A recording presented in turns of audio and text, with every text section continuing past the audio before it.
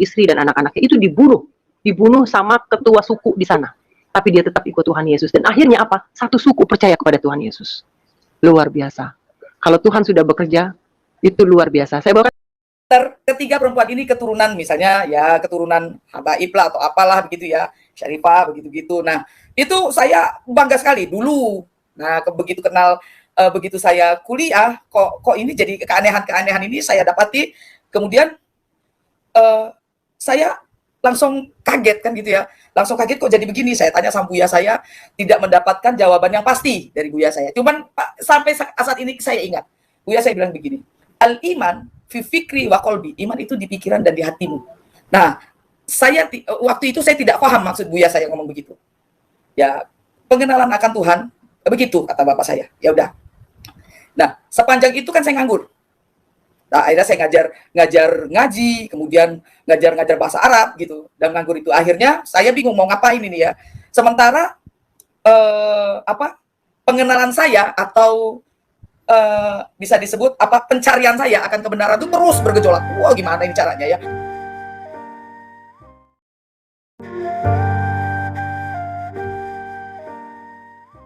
Salam sahabat-sahabatku, Sema Channel, Bapak Ibu Saudara yang dikasih oleh Tuhan. Saya berdoa, saya harapkan bahwa hari ini kita dalam keadaan sehat walafiat dalam pemeliharaan Tuhan kita Yesus Kristus.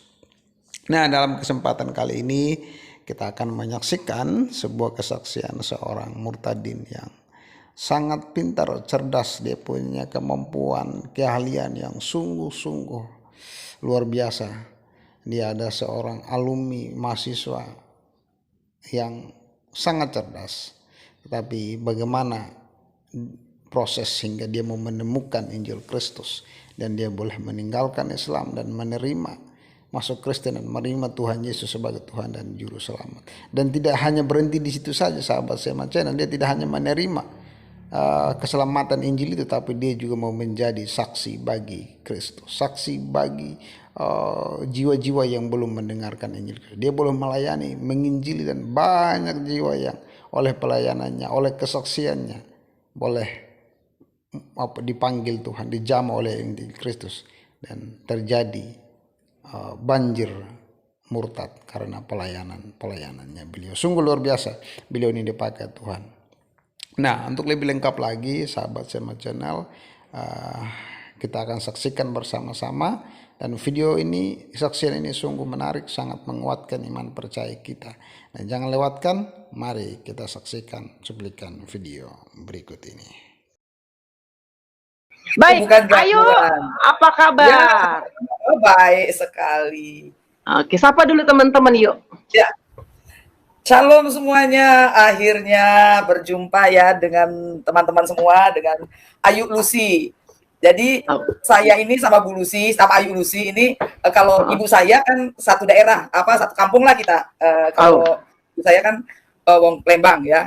Nah, tapi kalau bapak dekat Palembang lah, dekat Palembang kalau bapak. Dekat Palembang tuh mana yuk? Penghulu, Lampung. Macam lah dari Palembang. Ya baksonya hampir sama lah, Jambi. Oh, Jambi, ya serumpun baik lah, serumpun ya. Samo be, baksonya juga sama be. Tahu serumpun bahasanya sama, karena dipisah baik lah, karena padahal sama baik lah Sumatera Selatan. Iya, betul. Oke, saudara, aku tadi ke gerejanya Ortodok Mas Roy Martin. Terus aku nggak pakai kerudung yuk, jadi luar biasa tadi. Nanti aku akan share di YouTube ya, karena tadi diizinin. Dan buat kami unik ya, buat aku. Tapi kayaknya buat anak-anak masih belum bisa, mereka terlalu formal ya gitu. Dan akhirnya aku bisa katakan kerudung, mereka semua pada pakai kerudung, dan itu adalah tradisi rupanya ya. Oke, saya pakainya pendek gini, tapi mereka juga tadi pakai pendek. Mbak Ana Maria Mbak Ana Maria pakai rok gitu kan. Tapi karena memang kerudung itu di dalam Alkitab sendiri ada, saya pernah baca ya. Dalam hal beribadah, tolong aja koreksi, dalam hal beribadah maka pakailah untuk wanita, pakailah tudungilah kepalamu, gitu kan yuk, ada ya? Iya, di Korintus, iya. Di Korintus, iya benar. Dan itu saya pernah baca yuk. Oke, baik, ayo, banyak banget nih uang bertanya yuk, termasuk aku. semua banyak wong lah tahu lah ya tentang Fadilah Hafiz yang begitu Aduh, cerdas, wanita cerdas, aduh, wanita jangan. luar biasa Aduh, pada saat jangan. membahas hal-hal yang orang belum bisa pecahkan ya. Tapi Waduh. itu semua karena hebat dan gagahnya Tuhan tentunya. Mantap, itu dia. Supaya kita jangan lupa diri, karena apapun kita nih nggak ada apa-apanya kalau bukan Tuhan yang izinkan semua terjadi. Baik, ayo seumuran ayo. Kita ini seumuran ternyata ya. Ya, Udah tua aku nih. Enggak aku nggak tua, aku masih muda.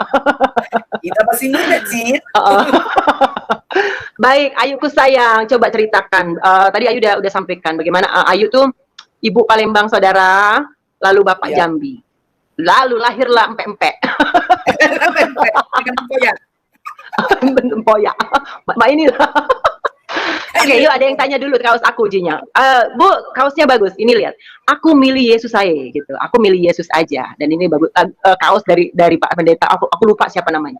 Oke, udah selesai itu aja ya untuk kaosnya, nggak ada promosi lain lagi karena tidak di endorse. Aku cuma promosi my Lord Jesus, Lord, ya kan? Oh iya, Cid. Ya, baik Ayuku sayang, Mama no ceritanya yuk.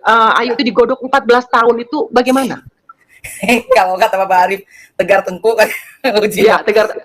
Aku pikir aku udah lama, ternyata dirimu lebih lama dari aku tegar tengkuk. Oke, aku mau cerita. Pokoknya aku bilang sama Ayu, yuk untuk season hari ini aku mau cerita dari awal sampai akhirnya. Baru nanti kita season berikutnya kita akan atur apa yang akan kita bicarakan di channel ini. Oke? Karena udah banyak yuk punya Ayu tuh setahun yang lalu Ayu bersaksi. Jadi banyak orang nggak tahu lagi ketemunya di mana tuh scrollnya kan Semua capek. banyak tahu. Aku tergabung kan di grup Askri. Itu semua udah tahu. Bu Fadilah tuh kesaksiannya awal ikut Yesus gimana? Loh, gak ada yang tahu. Ya, oh puji Tuhan. Ya, ya. Padahal kita harus bersaksi ya. Dong ya. Baik, aku nggak akan potong. Silakan Ayu cerita. Dan aku kasih Ayu layar sendiri ya. Baik, saudara, kita akan dengarkan langsung. Ini adalah request dari teman-teman. Begitu juga request dari saya. Kita akan mendengarkan bagaimana seorang Fadilah Hafiz. Maaf ya, Yu, ada yang bilang katanya dirimu memang Kristen. Maka kita buktikan, baik, bahwa Fadilah Hafiz bukan dari kecil Kristen, ya. Oke, ini dia testimoni kesaksian untuk kehebatan Tuhan Yesus atas hidup Ibu Fadilah Hafiz. Silakan Ibu bukan cantik. Oke, siap. Shalom semuanya. Terima kasih Bu Lucy, Ayu Lucy, panggil Ayu Lucy, mengundang saya di sini. Kemarin sudah beberapa waktu yang lalu. Minggu depan yuk, udah jadi. Akhirnya puji Tuhan, harusnya Jumat depan, tapi saya pikir Jumat depan saya ada pelayanan lain. Akhirnya saya bilang besok malam aja Bu, gimana? Oke, langsung beliau menyetujui. Nah, banyak memang yang tidak tahu bagaimana perjalanan saya menjadi seorang Kristen. Ya, saya cerita dari awal. Keluarga saya itu, kami keluarga yang muslimnya sangat luar biasa. Dibilang fanatik juga nggak fanatik banget. Maksudnya, karena kami ini kan keluarga NU ya. Kakek saya, kemudian bapak saya, kemudian kakek saya tuh kalau zaman dulu namanya Tuan Guru. Tuan Guru di salah satu pesantren ternama juga di kampung saya. Kemudian, dari kecil itu saya umur 5 tahun, karena saya itu dari umur berapa ya, sekitar 3-4 tahun gitu ya, sudah dicekokin dengan hal-hal yang berbau Al-Quran ya. Jadi dari kecil tuh saya lebih dulu bisa baca tulis Arab daripada baca tulis Latin, bahasa Indonesia gitu-gitu. Latin belum bisa saya, jadi duluan saya bisa baca tulis Arab ya. Dan kebetulan saya punya kakek itu bahasa Indonesianya kurang baik, karena beliau lahir dan besar di tanah Arab ya, di Makkah Al-Mukarramah. Kemudian begitu usia 24 apa 25 kalau saya nggak salah, itu baru dia pindah ke Indonesia. Nah, jadi keluarga saya memang keluarga yang sangat-sangat religius sekali, tapi tidak seperti ya namanya juga Islam NU yang sangat bisa dibilang toleran, bisa dibilang sangat orang damai kalau bahasa kita orang misi ya. Nah, kemudian keluarga besar saya ini kan, saya kan memang bukan keturunan yang inilah ya, karena keturunan Arab. Dan kemudian saya dari kecil itu sudah belajar umur 5,5 tahun, hampir 6 tahun, mungkin percaya tidak percaya, saya sudah khatam Al-Quran. Bukan hafal ya, tapi khatam itu tamat Quran. Umur 5 sampai mau masuk 6 tahun. Kemudian saya juga kelas 4 SD itu sempat ikut musabaqah, kemudian juara kebetulan ya. Nah, berjalannya waktu, saya SD itu di antara kami keluarga, saya tuh yang paling fasih Arabnya, ngajinya juga yang paling kalau bahasa kamu saya itu tedas, pengucapannya tuh Arabik banget, itu ya. Ya, kemudian saya SMP, saya masuk Tsanawiyah, begitu SMA saya masuk ke pesantren, ya, salah satu pesantren di Sumatera Selatan waktu itu. Nah, saya masuk pesantren ini kebetulan ternyata pesantren agak sedikit pahamnya ke khilafah-khilafahan. Jadi di pesantren itu saya pakai cadar, saya dapat beasiswa di situ, kemudian di naik kelas 3 apa naik kelas 4 ya? Saya nggak sampai kelas 4 karena saya beasiswa. Jadi saya kelas 3. Jadi kalau sistem pesantren itu begini, ya. Kalau kita di pesantren itu dari SMP atau SD, maka SMA-nya nanti kita dapat 3 tahun. Tetapi kalau kita di luar pesantren itu SD atau SMP-nya, ya, kita dapat 4 tahun di sana. Harus mendalami lagi ilmu-ilmu Islam di dalam pesantren itu setahun lagi. Nah, saya tuh dapat 3 tahun. Jadi selama 3 tahun itu saya itu sangat disayang ya dengan kiai, dengan ustaz saya.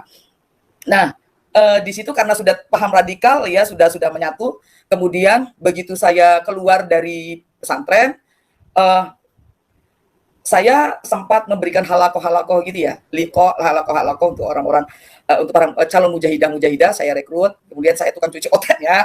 Kemudian begitu, begitu jalannya waktu, saya kuliah ambil 2 fakultas di UIN, kalau dulu namanya IAIN, ambil fakultas adab jurusan sastra Arab, kemudian fakultas Usuluddin jurusan perbandingan agama. Kalau dulu boleh ambil 2 fakultas, tapi tidak boleh mengambil 2 jurusan dalam satu fakultas. Ya, itu nggak boleh. Tapi kalau 2 fakultas boleh. Nggak tahu sekarang kayaknya nggak boleh ya. Nah, kemudian di kuliah itu pas masih masa kuliah saya masih pakai cadar ya, karena dulu di pesantren saya pakai cadar, kemudian kuliah pun begitu.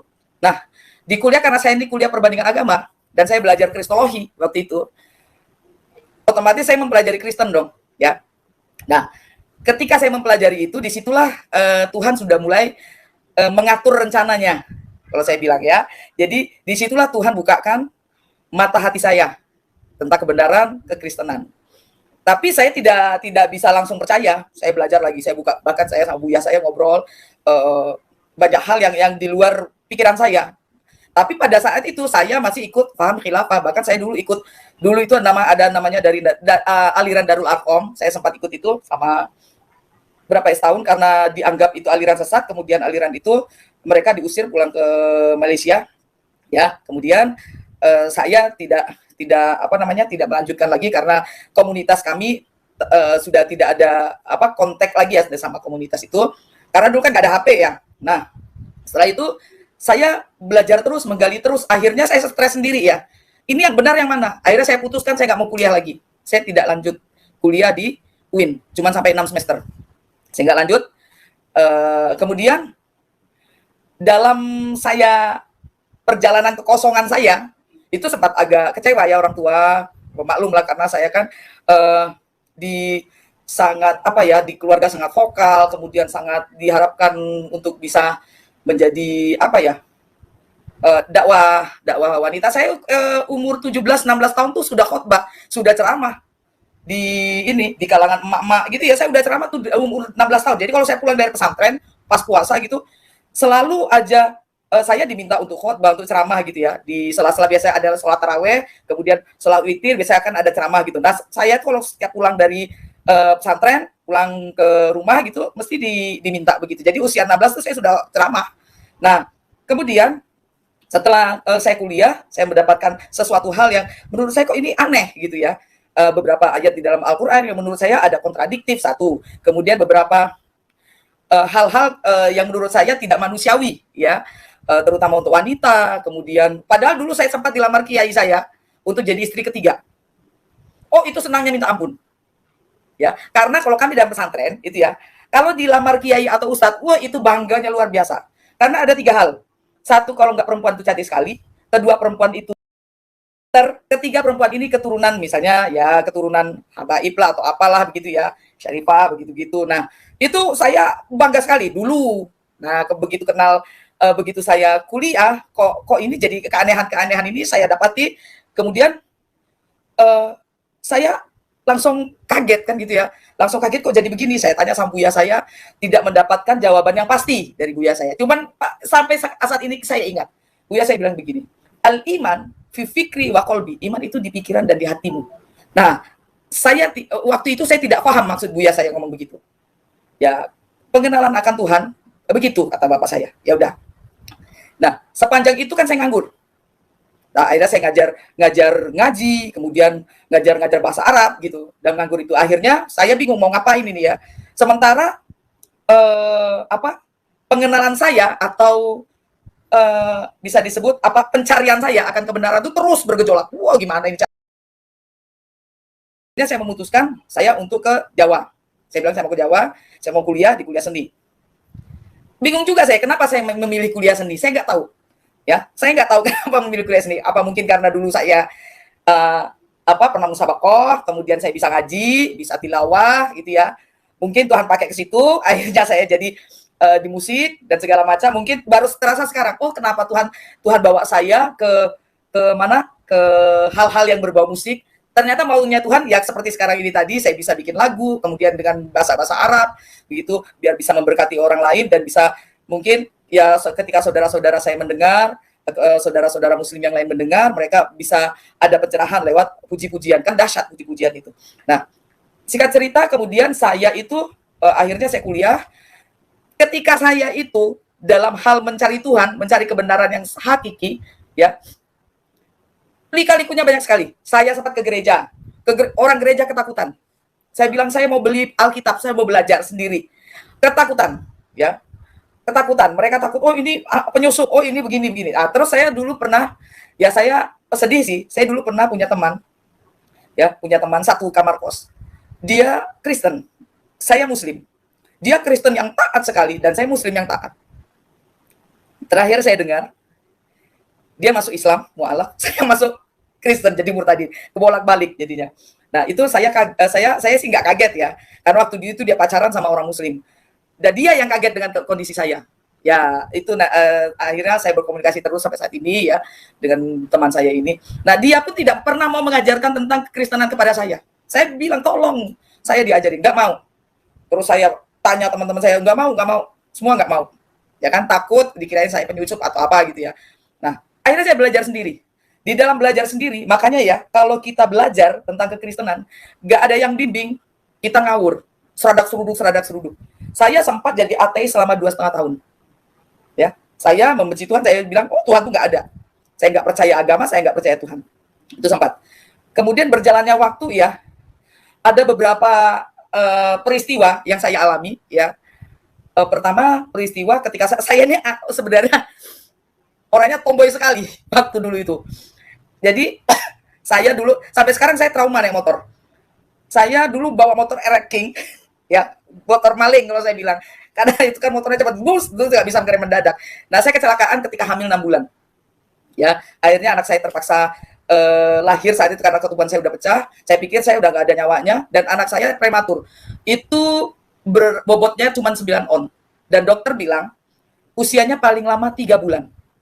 Ya saya udah pasrah ya, sudah. Tapi puji Tuhan sampai sekarang ada. Cuman ya dia ada sedikit spesial, dia autis. Tapi saya bersyukur, saya bangga punya anak ini. Dan itu anugerah paling luar biasa dalam hidup saya. Ya. Kemudian ketika itu tuh mujizat luar biasa terjadi. Saya didoakan sama seorang pendeta yang saya nggak kenal waktu itu. Saya cari-cari, ini siapa? Saya doa baca Yasin, ayat kursi, kemudian doa undang ustadz segala macam ya. Untuk mendoakan anak saya itu, waktu itu sempat kuning soalnya.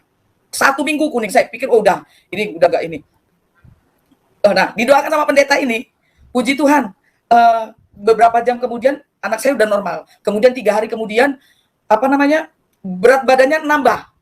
Tuh, saya pikir ya biasa. Saya orangnya penuh logika, nggak yang hal-hal yang spiritual tuh kurang percaya. Selesai. Banyak kejadian-kejadian yang sebenarnya Tuhan tuh udah kasih kode, kayak kasih kasih warning ya, kasih kode. Itu tuh pekerjaan aku gitu loh. Banyak. Kemudian apa yang membuat saya itu belajar tentang kekristenan dari 95 dan saya bilang yes Tuhan saya ikut Engkau itu 2009, 14 tahun. Nah itu kenapa? Sepele banget saya mendengar murid saya itu nyanyi lagu Ya Aba Bapa ini aku anakmu, itu saya bisa merinding nangis sampai ke rumah itu nggak karu-karuan. Cuman gara-gara begitu doang. Akhirnya saya bilang, Tuhan, ya aku ikut. Nah, Setelah saya baptis, jangan dikira enak jadi orang Kristen. Oh tolong, saya bilang aduh, saya nggak kuat Tuhan. Ya, bukan karena cobaan ya, tapi hati saya belum kuat di Kristen. Jujur, saya masih berpikir begini, wah ini aku masuk Kristen, aku udah baptis, berdosa nggak ya? Artinya belum teguh iman saya. Padahal saya katekisasi 6 bulan. Pendetanya bilang 3 bulan udah cukup Bu Fadila, nggak apa-apa. Saya bilang saya harus melotok, saya harus paham banget Ibu Pendeta. Saya bilang gitu. Akhirnya tambah lagi 3 bulan, masih belum juga. Jadi masih belum teguh di dalam saya ini. Nah, itu saya bergejolak ya, saya bilang apakah aku berdosa ya? Wah, ini kayaknya aku dosa deh, udah meninggalkan Islam, aku udah dibaptis dan segala macam gitu. Saya merasa diri saya itu udah noda banget, aib banget. Itu masih artinya saya belum teguh dalam iman. Tapi benar. Nah, ketika itu mulai cobaan yang luar biasa, saya dikejar-kejar ya. Waktu itu sempat dikejar-kejar, satu pun gereja tidak ada yang mau nampung saya. Satu pun gak ada yang berani. Saya minta perlindungan ya, sama gereja satu pun enggak. Anak saya nomor 1 itu usia 6 tahun. Ya, kondisi dia autis, saya tenteng dia. Akhirnya kami tidur di emperan toko, ya, hujan deras banget. Dan itu mau Natal. Saya sakit dan kecewa sama Tuhan waktu itu. Apalagi iman saya belum kuat. Itu saya kecewa sekali. Dan yang menolong saya, teman saya Muslim. Tambah kecewa saya. Ya, tambah kecewa. Tapi saya bilang, terus saya tanya sama teman saya, bro, jadi Kristen kok gini amat hidup gue? Saya ngomong gitu. Terus teman saya kasih ayat. Kasih ayat tentang kita harus sangkal diri mengikut Tuhan Yesus sudah gampang. Nah itu belum langsung yes Tuhan aku ikut engkau, enggak, belum. Berjalannya waktu, puji Tuhan kuatkan saya terus menerus. Tapi saya belum pelayanan, enggak ngerti itu apa pelayanan, enggak ngerti. Taunya saya ke gereja diam-diam, ya karena takut ketahuan sama mantan suami saya. Taunya saya orang Kristen tuh ke gereja, habis itu pulang selesai. Ya, taunya gitu doang. Nah terus berjalannya waktu karena saya musisi ya, paling di gereja dimintain tolong main musik, oke, ya udah nggak apa-apa saya bantu. Sekedar gitu doang. Nah, jadi nggak ada satu hal yang tapi saya percaya Roh Kudus itu selalu sebagai roh penghibur buat kita semua ya. Jadi selalu dia tuh kasih penghiburan pada saya. Akhirnya saya bilang saya nggak bisa namanya menipu orang banyak bahwa saya ini masih Muslim. Selama dari 2009 sampai 2013 disuruh sholat, ya sholat saya. Cuman apa? Yasu'u Akbar. Kan mereka nggak dengar saya ngomong apa. Yasu'u Akbar. Ya kan mereka nggak dengar. Terus baca Al-Fatihah. Saya saking ininya saya bacaannya apa? Abanalladzi fis samawati liyataqaddasismu litakum masyiatuk kama fis sama'i kadzalika. Doa Bapa kami. Mereka kan nggak dengar. Doa Bapa kami pakai bahasa Arab. Nah, waktu itu saya udah tahu. Saya sering karena saya punya banyak teman di Mesir waktu itu ya. Jadi kami lewat Skype kontak-kontak begitu. Jadi dia kasih ini nih kamu bacaan begini ya. Oke. Nah, akhirnya di 2013 saya nggak boleh menyangkal Tuhan. Saya katakan akhirnya luar biasa ya. Luar biasa kehidupan saya. Kemudian saya diusir, dipisahkan dengan anak saya yang pertama dan yang kedua. Yang saya sedih itu anak saya pertama kan autis ya. Dia butuh sekali ibunya. Itu saya dipisahkan, kemudian gak berapa lama saya ditalak ya. Ya itu saya terima dengan lapang dada. Nah itu saya hamil 3 bulan ternyata. Saya nggak tahu kalau saya lagi hamil. Bayangkan, diusir, kemudian diperlakukan sedemikian, saya lagi hamil 3 bulan. Nah habis itu ya, waktu diusir itu ya. Setelah itu saya kemudian kan saya lari ke suatu tempat. Ditemukan sama keluarga saya. Saya dipersekusi luar biasa sama keluarga saya. Tapi buat saya itu bukan satu hal yang ini ya. Selama 10 hari 10 malam ya saya disekap ya. Itu kalau saya ingat itu sih luar biasa ya. Apa penyertaan Tuhan atas hidup saya. Di ruang kecil waktu itu ya. Kemudian dengan caranya Tuhan juga saya bisa keluar dari situ. Ya. Nah, singkat cerita kemudian berliku-likunya saya iman saya belum kuat banget waktu itu. Sempat saya Muslim lagi kok, sempat walaf saya.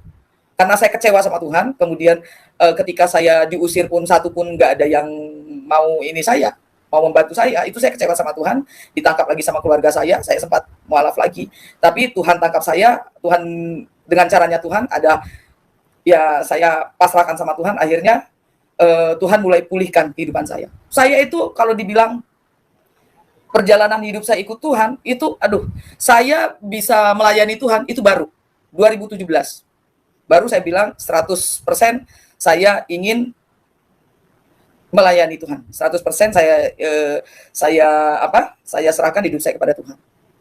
Tapi ketika saya berniat seperti itu, waduh, rasanya kayak kena runtuhan itu ya, banyak sekali pergumulan hidup yang bertubi-tubi yang saya dapati ya.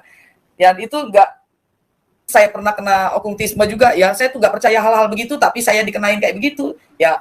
Banyak sekali yang luar biasa. Difitnah sesama Kristen juga sudah kenyang. Jadi saya itu kenyang dengan hal-hal psikis, saya kenyang ya. Kejahatan ke fisik saya juga kenyang. Jadi itulah cara Tuhan menempa saya untuk saya tetap kuat dan saya tetap ikut Tuhan. Nah, lagu yang di setel sama Bu Lucy itu tadi itu saya masih ingat sekali waktu saya dipersekusi itu. Saya ingat waktu saya diusir ya, dipisahkan dengan anak-anak saya itu, saya dapat ayat ini untuk upah mengikut Yesus, dan itu saya ambil dari Matius 19 ayat 27 sampai 30.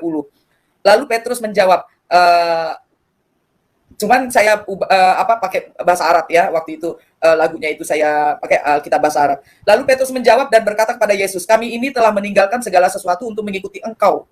Jadi apakah yang kami peroleh? Kata Yesus kepada mereka, aku berkata kepadamu, sesungguhnya pada waktu penciptaan kembali, apabila anak manusia bersemayam di tahta kemuliaannya, kamu yang telah mengikut aku akan duduk juga di atas 12 tahta untuk menghakimi ke-12 suku Israel. Dan setiap orang yang karena namaku meninggalkan rumahnya, saudaranya laki-laki atau saudaranya perempuan, bapak atau ibunya, anak-anak atau ladangnya akan menerima kembali 100 kali lipat dan akan memperoleh hidup yang kekal. Tetapi banyak orang yang terdahulu akan menjadi terakhir dan yang terakhir akan menjadi kemudian.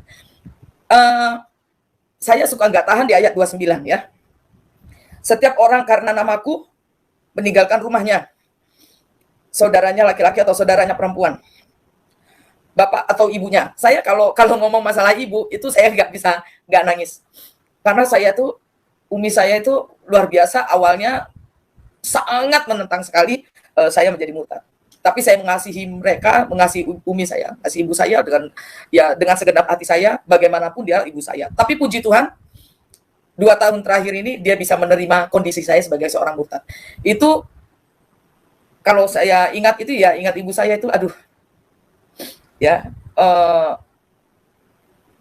sedih, tapi sekarang saya sudah menerima upahnya ya.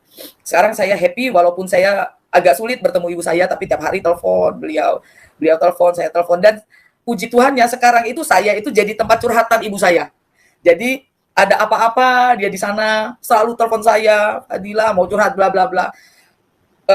Artinya apa yang saya lakukan ini bisa menjadi berkat buat beliau walaupun kami beda agama. Waktu itu saya bilang, Umi udah tinggal dengan saya di sini. Umi bilang, gak mau, piring gelas sendokmu tuh semuanya bekas babi, haram kayak gitu. Ya sudahlah kalau dia nggak mau. Yang penting hubungan saya dengan beliau semakin mesra sekali. Nah, di sini ibunya, anak-anak atau ladangnya. Ini yang anak-anak itu ya. Karena saya seorang ibu ya, harus dipisahkan dengan anak-anak selama 5 tahun. Saya tidak bertemu dengan anak-anak ya. Kemudian puji Tuhan di 2018 itu dengan kekuatan dan kehebatan Tuhan, saya bisa ketemu walaupun sampai saat ini kami nggak bisa hidup bersama dengan anak-anak ya. Cuman anak saya yang terakhir aja yang saya bisa ini ya. Kemudian yang sampai saat ini ya komunikasi saya dengan anak-anak sangat mesra, dan itu perjuangannya ya luar biasa. Langsung saya pasrahkan dengan Tuhan. Satu hal, ketika kita setia sama Tuhan, melakukan firman-Nya, menjaga kekudusan, disitulah Tuhan memberikan apa yang selama ini kita impi-impikan. Yang saya lihat di situ. Nah, makanya akhirnya saya dapat ayat ini setelah saya keluar dari persekusi keluarga ya. Keluar dari situ, saya temukan ayat ini, dapat di situ, akhirnya terngiang-ngiang terus. Akhirnya saya jadikan lagu yang tadi, Haina idin qala lahu buturus, ha nahnu qad tarakna kulla syai' likai natba'aka ifamadza sayakunu lana. Saya bikin lagu ini sambil main piano itu sambil mencucurkan air mata karena saya keinget apa yang saya hadapi dan apa yang saya yang terjadi di dalam hidup saya ketika saya menerima Tuhan Yesus. Tuhan Yesus itu luar biasa. Jadi kadang-kadang benar kami bincang-bincang sama Bu Lucy tadi, kayak dagelan gitu. Kayak kalau dipikir-pikir kok bisa begini ya, gue kadang lucu-lucuan gitu. Nah, saya tuh juga nggak menyangka kok bisa jadi akhirnya Tuhan bawa saya ke sini gitu loh. Bawa saya dengan kondisi saya seperti ini, membawa saya untuk bisa bisa melayani Tuhan dengan sangat-sangat dengan segenap hati saya, karena Tuhan Yesus tuh ada duanya. Saya itu ya sampai sekarang juga saya masih ya dapat teror apa segala macam tuh udah biasa dari dulu juga. Cuman saya yakin Tuhan kita ini Tuhan yang luar biasa, yang karena Dia yang punya bumi dan langit dan seluruh dunia ini, seluruh isinya ini, alam semesta ini kan Dia yang punya. Mau kemana saya, Dia yang lindungi. Saya percaya itu aja. Itu saja yang saya percayai. Ya, jadi Tuhan Yesus itu sangat-sangat buat saya.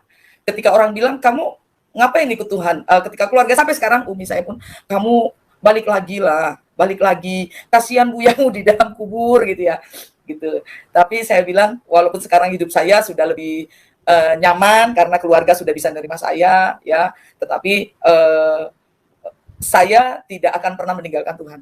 Aduh, kalau bahasa Jawanya eman-eman, sayang banget, saya sudah ditempa sedemikian rupa, habis itu saya lepaskan, kayak kita pacaran kan ya, kita pacaran itu, wah sakit-sakit hati pun kita tetap terus teguh dengan pacar kita. Tengah jalan terus kita mau putusin, kan eman-eman, sayang banget. Nah, begitulah saya dengan Tuhan gitu ya. Jadi saya pikir apa sih dunia ini ya terlalu kecil ya buat kita merengek-rengek saja untuk minta mengeluh bersungut-sungut. Buat Tuhan kecil, dunia ini kecil sekali. Makanya saya selalu bilang setiap doa saya bilang Tuhan, erhamna ya Allah, kasihanilah kami ya Tuhan, ya Allah, selalu itu. Karena saya tuh suka takut ya sebenarnya. Takut. Setiap biasanya tuh ya, setiap sudah saya kan sering diminta jadi narasumber atau apa gitu ya, mengupas tentang ilmu fikih karena saya memang agak sedikit paham lah ya, agak sedikit punya ilmu lah di ilmu fikih gitu ya. Diundang ya, atau mungkin tiba-tiba ada kadrun masuk, kemudian terjadi diskusi yang alot begitu tuh, saya tuh suka takut satu emosi, walaupun tinggi saya nggak pakai kata-kata memaki-maki, tapi tetap aja emosi saya meledak-ledak. Apalagi kami ini orang Palembang, ibu saya Palembang, bapak saya Arab Jambi. Nah repot lah ini sudah. Jadi ya ini banget gregetan gitu kan, akhirnya memancing emosi. Habis gitu kalau kita sudah bisa mengalahkan lawan kita merasa dia kalah, saya takutnya kita menjadi jumawa, sombong diri. Itu saya takut sekali. Makanya biasanya tuh ya, kalau sudah live gitu ya, kalau ada sedikit diskusi dan perdebatan gitu-gitu, saya langsung sujud sama Tuhan, minta tolong Tuhan. Erhamna ya Allah, saya minta ampun Tuhan. Wafir lana Tuhan, wafir lana, dan ampunilah kami ya Tuhan. Selalu bilang gitu, karena saya takut. Saya ini orangnya takut sekali hal-hal kesombongan rohani gitu-gitu, karena saya ini bukan siapa-siapa. Satu, kedua juga kalau bukan karena Tuhan sendiri, saya mungkin sampai saat ini ya belum tentu jadi seperti ini. Kemudian juga pengetahuan saya tidak luas.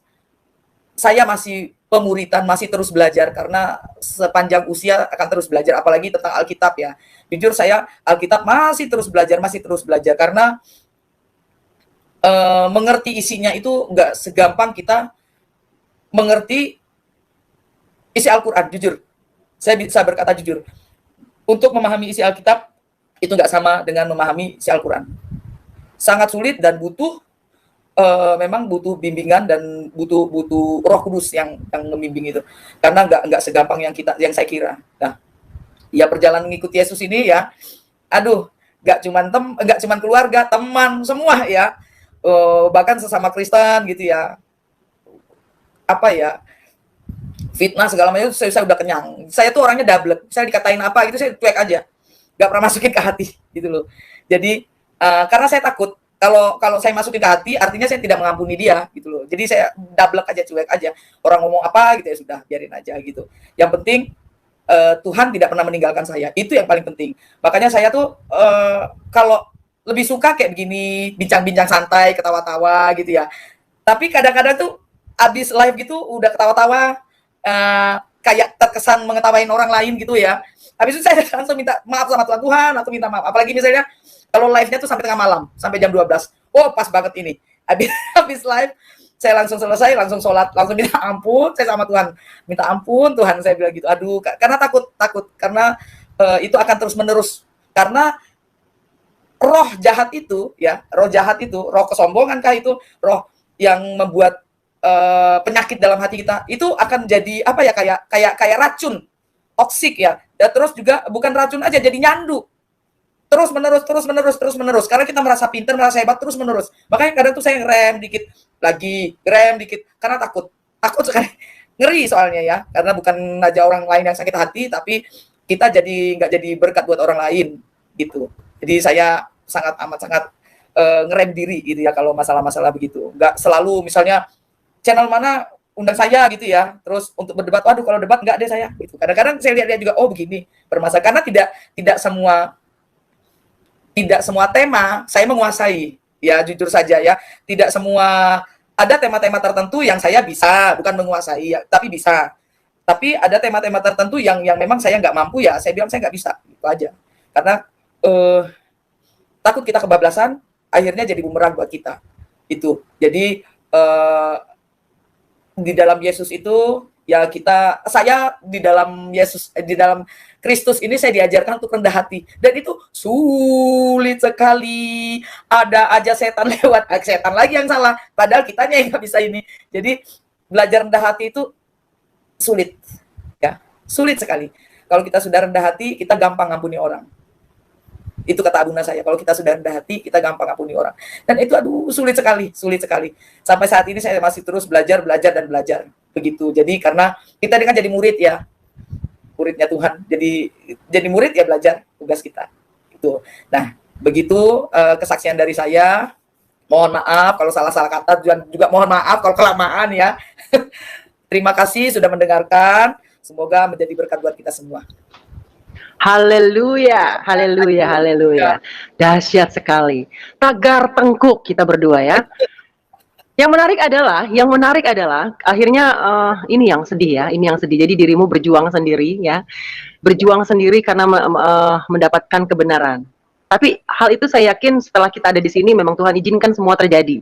Ya, dimana akhirnya dirimu menjadi kembali lagi ke sana karena kecewa. Itu manusiawi, saudara. Dan Tuhan tuh selalu ada di sebelah kita, saudara. Tuhan tuh tetap ada di sebelah kita. Bukannya dibilang nggak ngapa-ngapain, Tuhan tetap berada. Kitanya yang tidak mau peka terhadap Tuhan dan tidak sabar dengan kehidupan dunia ini. Nah, itu kira-kira berapa lama yuk kembali? Akhirnya aku balik lagi deh karena nggak ada yang perhatiin aku. Akhirnya aku kembali lagi ke orang tua dan kembali lagi ke ajarannya kemarin. Jadi itu berapa lama ya? Sekitar mungkin 4 bulan kayaknya. 4 bulan cuman. 4 bulan, lumayan. Ya. Jadi dalam artian pada saat merasa kembali ke sana berarti melakukan tradisi yang harus dilakukan pada saat menjadi mualaf. Iya. Oke. Saya mengucapkan 2 kalimat syahadat lagi gitu. Saksikan keluarga. Oke. Dan akhirnya apa yang menyebabkan akhirnya enggak bisa deh. Kayaknya memang tetap Tuhan Yesus itu luar biasa. Nah, itu apa yang akhirnya menyebabkan kembali lagi? Ada peristiwa yang mungkin nggak bisa saya ceritakan di sini ya. Yang jelas Tuhan itu kalau sudah milih dia nggak bakal dilepas sama dia. Yes. Nggak bakal dilepas. Kemanapun kamu pergi, kalau aku udah milih kamu ya tetap kamu aku pantau dan aku ajak pulang. Itu. Baik. Yang saya rasakan gitu. Makanya kan Alkitab bilang bukan kamu yang memilih aku, tapi aku yang memilih kamu. Benar. Dan satu hal lagi yang terpilih. Nah itu dia. Ya itu di dalam lagumu tadi ya. Itu isi kitab isi ini ya, isi kitab yang ayo mengikuti Yesus tadi yang kita bawakan di depan ya. Yang kita bawakan. Kapan dirimu punya waktu ya? Dirimu yang main musik, aku yang nyanyi ya. Oh siap. No dong. Agak delay gitu ya. Kita harus di satu tempat. Kalau misalnya dibuat begini nggak bagus, nggak bisa bareng. Enggak. Maksudnya kita satu tempat. Oh, bisa Harus satu kapan ya? tempat. Di mana? Nanti kita omongin, yang ngomong di sini. Kita kasih kejutan saja. Iya, Yang penting netizen tahunya jadi kan gitu. iya, baik.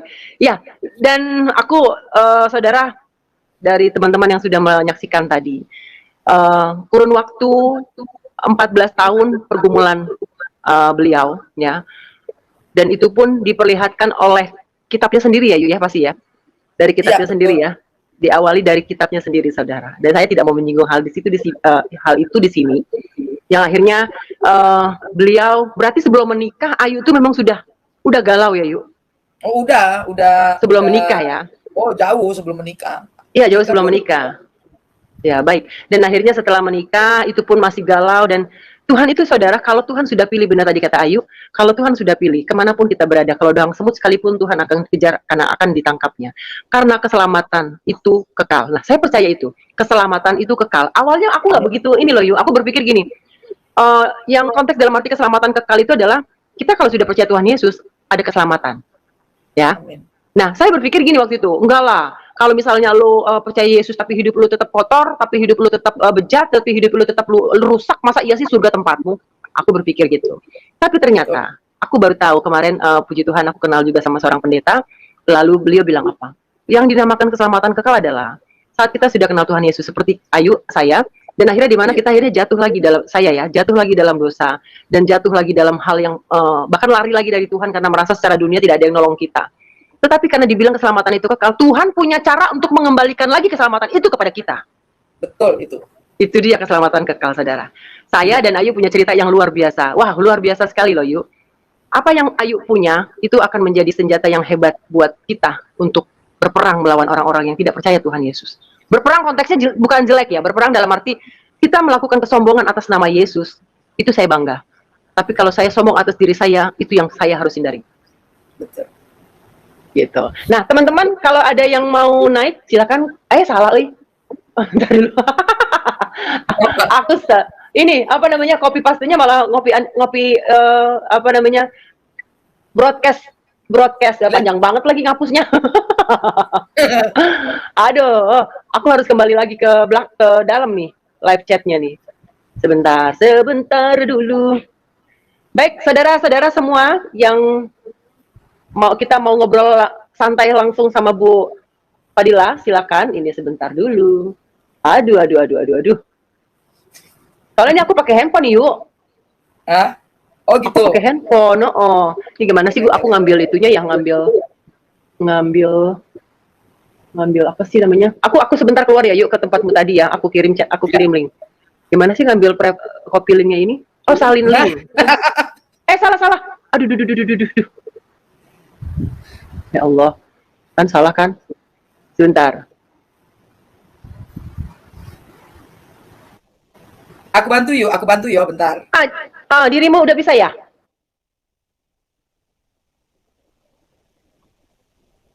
Coba yuk, dikirim yuk.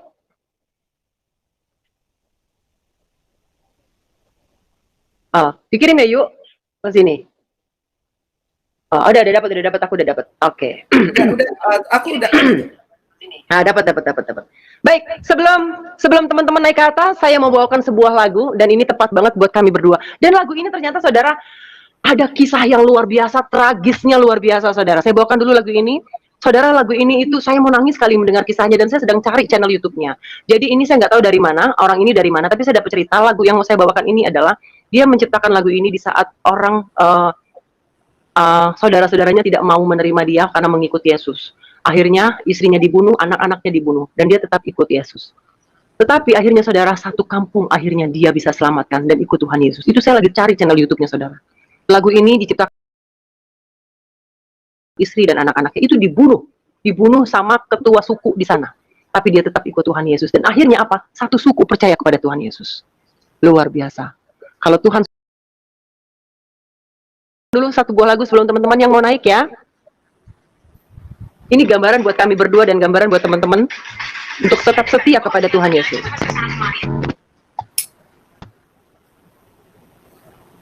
Oke, stay di sini ya, yuk. Oke.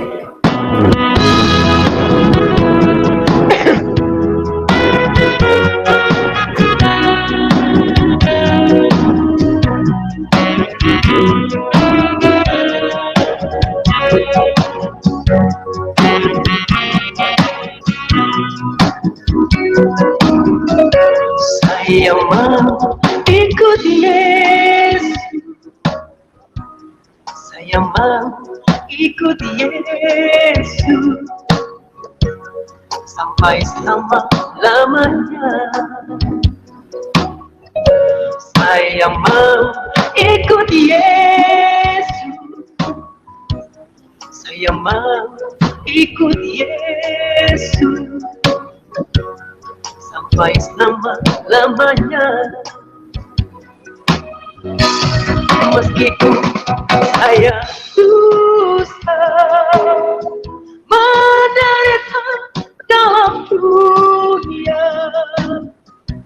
saya mau ikut Yesus sampai selama-lamanya. Yes Tuhan, kami mau ikut Engkau Tuhan. Meskipun kami harus menghadapi banyaknya pergumulan ini, kami mau ikut Engkau Tuhan. Kami mau ikut Engkau Tuhan Yesus. Saya mau ikut Yesus. Saya mau ikut Yesus sampai selama-lamanya.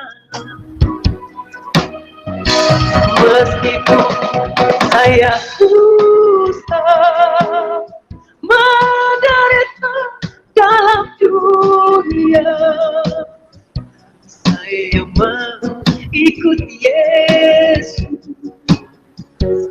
sampai selama-lamanya. Saya mau ikut Yesus sampai selama-lamanya. Haleluya.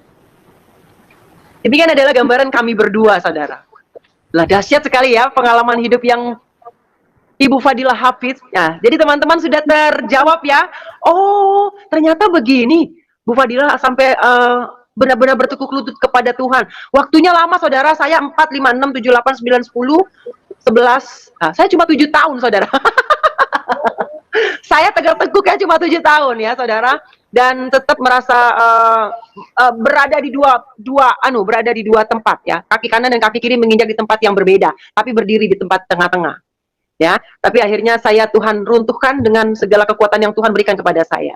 Dan Ibu Fadilah ini luar biasa kalau tadi teman-teman sudah dengarkan sedari awal dan sudah terjawab sudah. Ini adalah sesi pertama, kita akan berkolaborasi lagi dengan Ibu Fadilah. Apa yang akan kita bicarakan? Pokoknya kita cuma bincang santai bagaimana caranya supaya perbincangan kita ini nanti ke depannya pun akan menjadi rema buat orang-orang yang belum mengenal Tuhan. Baik, sudah ada 4 orang ya di bawah. Oke, yang akan kita naikkan ada Bang Silaban, ada Damahut, ada Abu Sabi, dan ada Bang Asan. Oke, langsung aja. Tapi nggak ada debat ya di sini ya. Oh, nggak ada. Tenang Ibu sayang, di tempat aku nggak pernah ada debat. Kalaupun ada debat, kita diemin aja. Iya. Baik. Aja, Iya, kita sekarang ke yang atas dulu nih, di sebelahnya Bu Fadilah. Ada Bang Damahut. Ini Pak Daniel. Tadi saya udah mikir loh Pak Daniel. Aduh Pak Daniel, masuk dong, masuk dong. Ini Pak Daniel yang kemarin. Iya, Pak Daniel. Atau Pak Daniel. Nah, Pak Daniel biasanya suka putus-putus di sinyalnya nih. Halo Pak Daniel. Apa kabar? Apa kabar nih? Waduh, baru kemarin ketemu ya? Iya, Pak. Putus nggak sinyalnya? Enggak, Pak. Enggak Pak Pendeta, enggak. Lanjut. Apa kabar, Mbak Lucy? Apa kabar, Mbak? Puji Tuhan. Baru semalam kita bermacet-macet ria, Pak. Ayu Lucy sama Ayu Fadilah. Ayu. Kami ini memang Ayu. Ayu. Masa ganteng?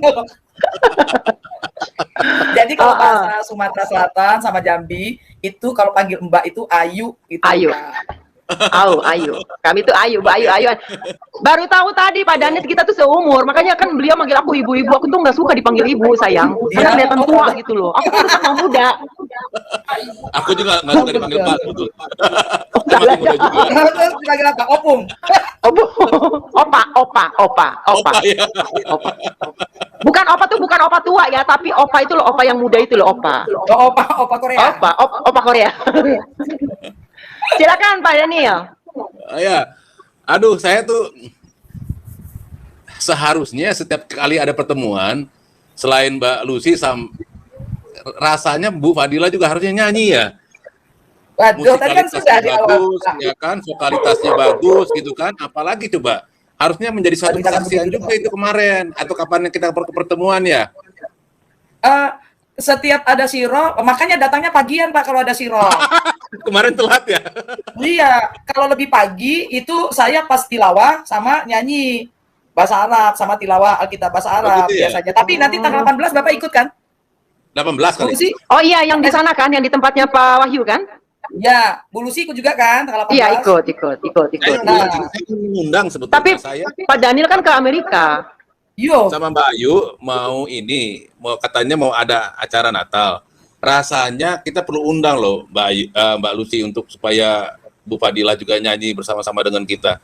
Karena Oh itu iya benar-benar- pasti, tenang aja pasti. Ya. Pak Daniel sudah ada kabar gembira, saya sudah ada sponsor tempat, udah ada 2 tempat, tinggal pilih lagi. Oh, masa? Oh, keren. Itu dari sponsor tempat, ada juga yang udah siap untuk sponsorin. Karena kemarin saya sudah share ke sini, puji Tuhan ada beberapa orang. Ya mudah-mudahan jadilah ya. Nanti Amin. tanggalnya belum kita tentukan. Tanggal sih antara tanggal 20 ya. Antara tanggal Oke. 20. Ya itu dulu dari Gitu. saya dengerin dulu lagi. Dengerin yang Oke. lain dulu ya, deh. ya Pak Baik, Daniel. baik. Karena ini teman sudah bisa offline ya, sudah bisa bertemu, jadi Bapak diam aja dulu di situ. Kita mau langsung ke Pak Silaban aja. Pak Silaban, Abang, Horas. Horas. Salam Silakan. Bu Fadilah Salam, Pak. sama Bu Lucy. Shalom, Pak. Kesaksiannya sangat memberkati ya. Saya udah pernah Wah, dengar iya. dua-duanya kesaksiannya di Pak Yusuf Manubulu gitu ya. Amin, amin. Cuman permintaan saya ke Ibu yang 2 ini ya. Nggak mau dipanggil Ibu ya? Nggak mau. Ayo nggak apa-apa panggil Ibu nggak apa-apa, panggil apa aja Pak. Saya ada request nih untuk Ibu berdua nih ya. Saya Apakah? minta Ibu berdua ini menghafal lagu doa Bapak kami yang bahasa Ibrani. Pernah dengar? Oh, Pernah dengar? Belum. Pernah. oh. Kalau saya udah pernah dengar bahasa Ibrani. Ya. Kalau bahasa Arab di channel saya sudah saya bikin lagu Bapak kami bahasa Arab. Iya. Loh, katanya Ibu Sudah Fadilah ada. channelnya ditutup tempo hari. Iya. Sudah ada yang tapi baru, ini Pak, silakan. baru lagi Pak. Sama nomornya pun ganti-ganti nomornya. Nggak jelas nih Bu Fadilah. nih. Oh bukan, saya bela ini, bukan Ibu Fadilah nggak jelas. Kalau orang yang suka berganti nomor itu patut dicurigain gitu, nggak jelas. Wah, jangan takut dikejar-kejar debt collector gitu ya Pak Silaban. Iya betul. Bukan Pak, dikejar-kejar banser. Oh enggak, kalau banser kan negatif. Ya dari saya itu aja Bu ya. Mudah-mudahan Uh-uh. di bulan Desember. Sebenarnya banser itu ini apa semuanya artinya berjalan banser? lancar. Ntar dulu kita ngomong Banser. banser. Banser itu yang apa Ini tadi namanya? berapa Yang harganya? keamanan untuk gereja-gereja gitu dari NU. Oh, kalau saya enggak, saya berpikir banser itu bukan itu, ya kan? Oh, Bukan itu. Saya nanti saya jawab setelah ini. Iya. Bang Silaban udah ada lagi? Bang Silaban tanggal 1 iya, Bu Fadilah kan memang beliau satu gereja sama Pak Bambang Nur Sena ya, Bu ya. ya. Oh ya. iya. Jadi pasti ikut. Gini, Pak Dila, saya Ya, ada rencana ya di bulan Desember nanti mau mengunjungi museumnya Pak Bambang Nursena. Oh, masih tutup Pak. Setahu saya masih tutup. Oh masih tutup ya dengan anak-anak Iya, Pak karena Aswan COVID ini Selamat belum. Priyadi rencana. Oh, itu masih tutup. Yang anak-anak Padepokan itu. Iya. Nah, ya doain lah mudah-mudahan semua rencana berjalan lancar Bu ya. Salam. Amin. Terima kasih. Ya. Ya, Ya, Bang setelah Silaban. Aku sudah komunikasi sama Pak Slamet Riyadi ya, Bang Silaban.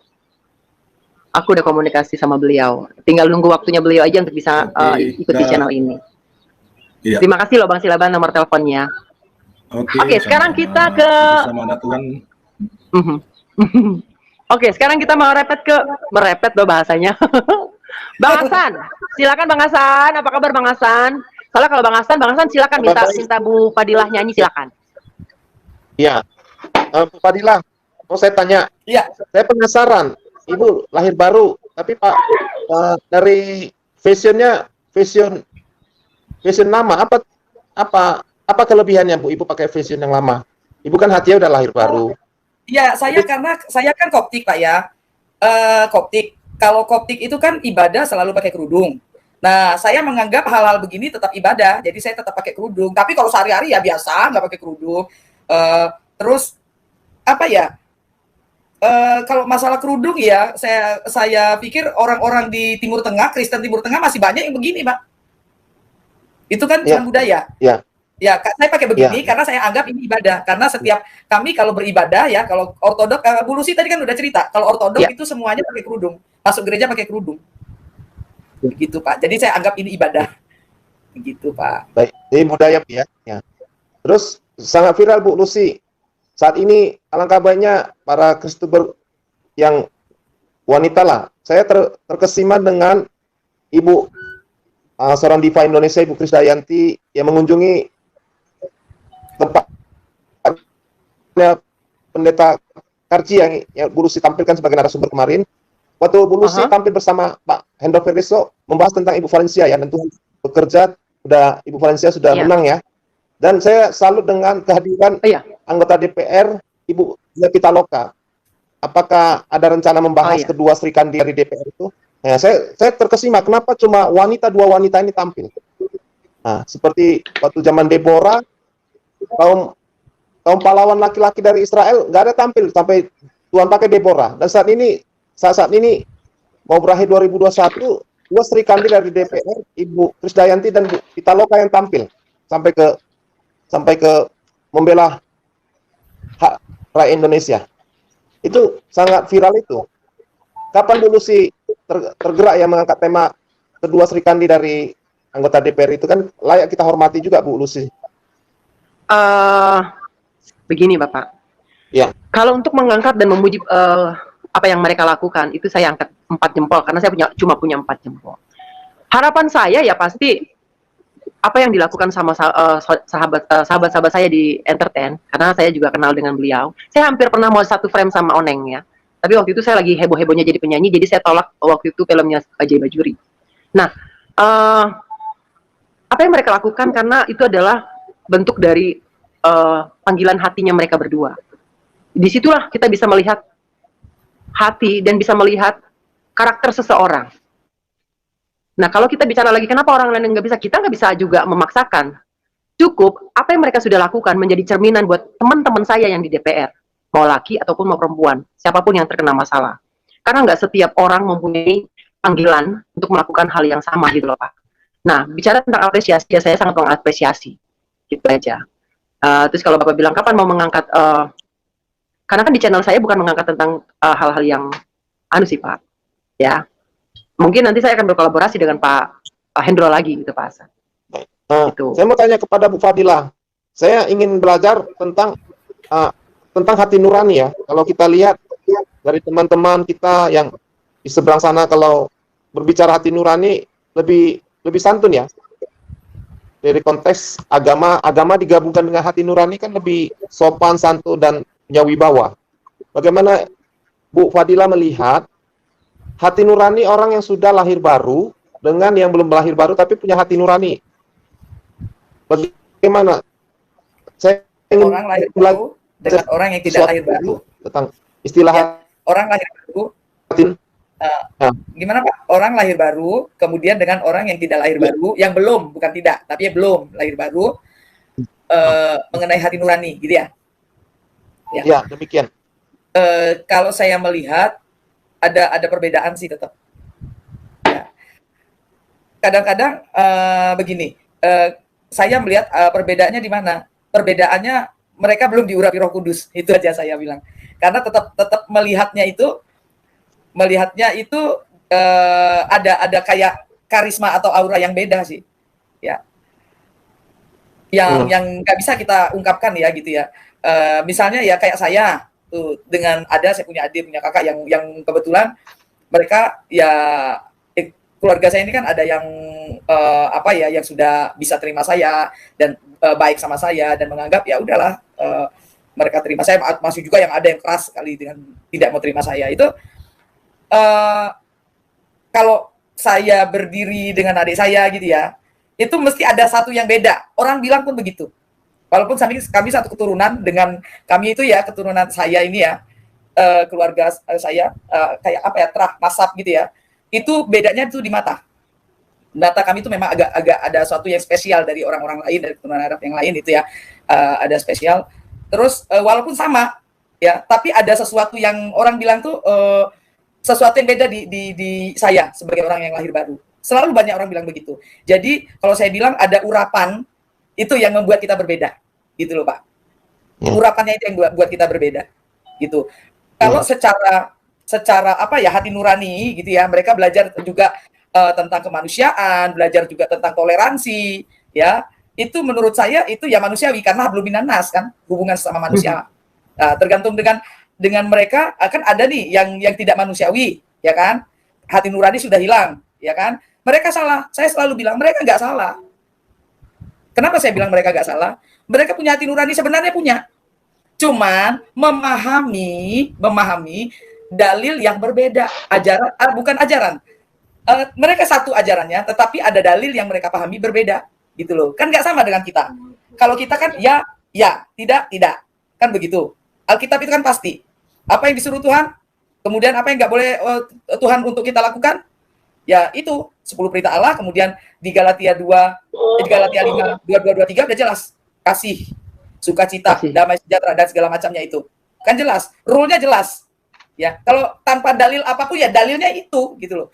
Beda kan kalau di sana dalil yang ono begini, dalil yang ini begini. Nah, itu yang menjadikan berbenturan di antara mereka sendiri, gitu loh. Jadi, kenapa berbeda? Yaitu kurang urapannya beda, gitu aja, Pak. Karena kalau urapan orang yang sudah terima Tuhan sama orang yang belum terima Tuhan, itu tetap ada suatu yang ini ya, suatu yang apa ya, yang membuat kita berbeda, gitu aja.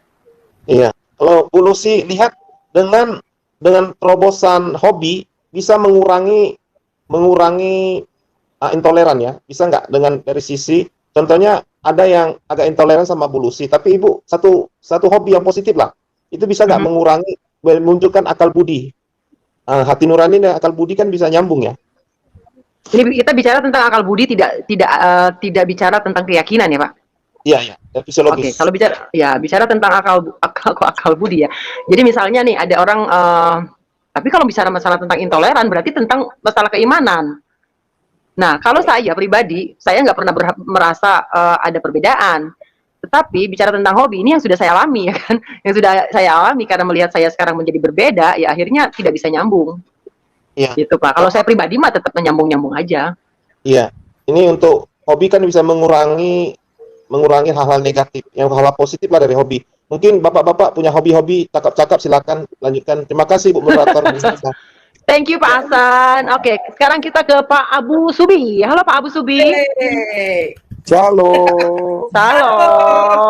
Haleluya. Haleluya. Password saya di mana-mana. Iya betul. Itu password saya. Pak karyanya sudah habis. Wah, itu jangan dibicarakan. Ganti lagi namanya. Kemarin bukan itu dia masuk sini yuk. Bingung aku. Kemarin Ya, bukan ini masuk sini. Iya, kemarin tuh biasanya aku pakai nama Susunya Bidadari. Sebagai Pak Ketua Panitia Audisi Bidadari di gang sebelah. Begitu. Ya, tapi Oke, lanjut ya. Jadi saya sedikit menimpali tadi masalah intoleran dengan toleran. Jadi kalau orang-orang yang intoleran itu, dia menempatkan akidah di atas muamalat. Jadi di atas hubungan manusia. Ya. Makanya mereka dikasih salam aja nggak mau jawab. Karena mereka itu mempercayai bahwa harus tidak boleh menjawab. Jadi mereka merendahkan orang yang tidak sepaham dengan mereka. Tapi ada juga yang mereka tetap berakidah mereka, tetapi sudah seimbang atau bahkan hubungan antar manusianya itu lebih tinggi daripada hubungan mereka di dalam akidah mereka. Itu orang yang bisa bersahabat, bisa berteman, ya, bisa berbisnis segala macam. Jadi orang yang sudah memisahkan ya. Jadi kalau orang-orang yang tipenya seperti ya intinya gini, hidup hanya untuk mati kalau saya bilang. Karena mereka urusannya tuh mati aja, dia nggak peduli lagi sama manusia, bagaimana hidup dengan manusia lain, dia nggak peduli. Dia hanya fokus pada kelompoknya. Tidak ada urusan dengan manusia lain, apalagi yang berbeda, gitu. Itu dianggap sudah hak dia untuk menghukum. Itu perasaan yang mereka alami. Jadi hak mereka untuk menghukum. Mereka seakan-akan mendapat surat keputusan dari Tuhan bahwa mereka diangkat untuk menghukum orang-orang yang tidak sepaham ini. Nah, ini yang masalah. Karena orang kayak gini nggak bisa diajak ngomong. Sulit banget, ya. Apa-apa dilarikan ke kepercayaan mereka, kepada apa yang mereka yakini gitu loh. Nah, kita hidup di dunia ini kan memang bermacam-macam, beragam-ragam, ya kan? Bagaikan kebun bunga yang penuh dengan bunga warna-warni. Nah, buat mereka enggak, mereka maunya satu, bunga kaktus saja pokoknya, yang berduri-duri gitu loh, ya. Mereka maunya itu. Dan mereka mencoba membuat taman kebinekaan itu hilang. Yang pertama dilakukan adalah mengaburkan sejarah. mengaburkan kebudayaan. Jadi memang sistemnya memang totaliter mereka ini, fasis, istilahnya fasis ya, seperti fasis. Jadi ya untuk menghadapi begini-begini ya kita harus punya kebijaksanaan. Pengabaran Injil pada mereka itu harus betul-betul to the point, langsung telak. Nggak bisa hanya kita karena bagi mereka begini, orang yang bermanis muka itu dianggap munafik. Orang yang orang yang apalagi Kristen ya, itu dianggap orang yang akan selalu berusaha menghilangkan akidah mereka. Itu mereka percaya betul, pegang betul, tidak akan pernah berhenti.